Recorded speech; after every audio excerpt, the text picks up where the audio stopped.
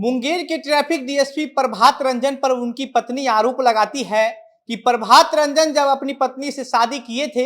उससे पहले भी एक और शादी कर रखे थे और वो शादी जो है वह दूसरी पत्नी से छुपा कर शादी किए थे। यानी कि प्रभात रंजन जो डीएसपी हैं, मुंगेर के यातायात डीएसपी हैं, और वो एक शादी पहले से कर रखे होते हैं, उसके बाद एक और लड़की से उस शादी को छुपा करके उससे दूसरी शादी कर लेते हैं। और जब दूसरी और नई पत्नी प्रभात रंजन की हो जाती है और बाद में उसको पता चलता है कि डीएसपी प्रभात रंजन पहले से एक और शादी कर रखा है, तो इसके बाद उसका जो दिमाग है वह पूरी तरीके से गर्म हो जाता है। वह जाकर के थाने में एफआईआर दर्ज करवाती है, घर में विद्रोह शुरू करती है और ये विद्रोह लगभग 2 साल से चल रहा है। और 2 साल के बाद अब जो है प्रभात रंजन पर विभागीय कार्रवाई शुरू हो गई है। प्रभात रंजन की पत्नी कहती है कि एक शादी जो है वो पहले तो कर ही रखा था, उसके बाद झूठ बोल करके हमको बहला फुसला करके हमसे शादी कर लिया और अब तीसरी शादी करने की तैयारी में है,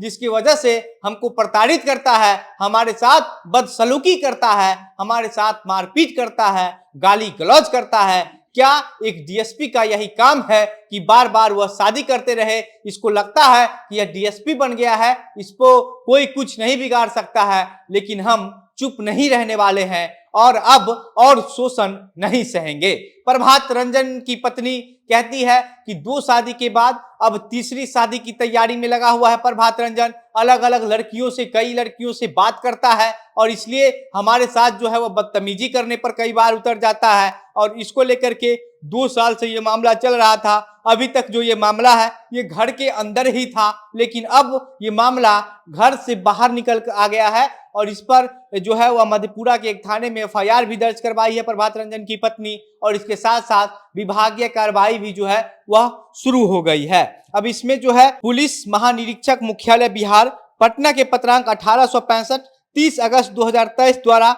इसमें जो है वो कार्रवाई के अनुसंधान विभाग में जो डीएसपी हैं मोहम्मद निसार अहमद शाह, उनको जो है एक प्रस्तुतिकरण पदाधिकारी के रूप में जो है वह मनोनीत किया गया है और उसमें 15 सितंबर को उनको जो है इसमें स्वीकृति दे दी गई है। और प्रभात रंजन पर क्या कुछ आरोप लगा है, उस आरोप को जो है वह जांच करेंगे और जांच करने के बाद पुलिस मुख्यालय को एक रिपोर्ट सौंपेंगे और उस रिपोर्ट में अगर प्रभात रंजन दोषी पाए जाते हैं तो प्रभात रंजन के खिलाफ विभागीय कार्रवाई होगी, प्रभात रंजन को सस्पेंड किया जाएगा, प्रभात रंजन को बर्खास्त किया जा सकता है। और प्रभात रंजन पे अगर इस तरीके का कोई आरोप हो और वो सिद्ध हो जाता है कि प्रभात रंजन अपनी पत्नी के साथ मारपीट करते हैं, 2 शादी करने के बाद अब तीसरी शादी करने की तैयारी में है, तो उनको जो है खिलाफ कार्रवाई होगी, प्रभात रंजन को जेल भी जाना पड़ सकता है। बाकी अब बात जो है वह घर की बात घर से निकल करके बाहर आ गई है, पुलिस मुख्यालय पहुंच गई है, तमाम पूरे